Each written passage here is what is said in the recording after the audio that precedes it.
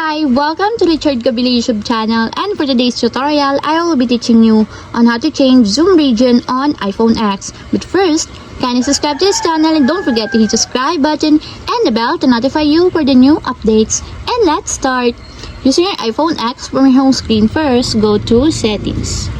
Then in the settings, scroll down and find the accessibility and then tap. Then in the accessibility, go to vision section and then tap the zoom. Then in this part in the zoom, scroll down and then go to this section, then tap the zoom region.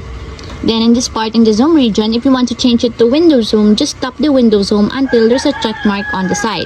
And lastly, if you want to change it back to default zoom region or the full screen zoom, just tap also or again the full screen zoom until there's a check mark on the side, just like this. And that's it, we have successfully changed zoom region on iPhone X. If you have a question, kindly comment down below and don't forget to hit the subscribe button and the bell to notify you for the new updates. And thank you for watching!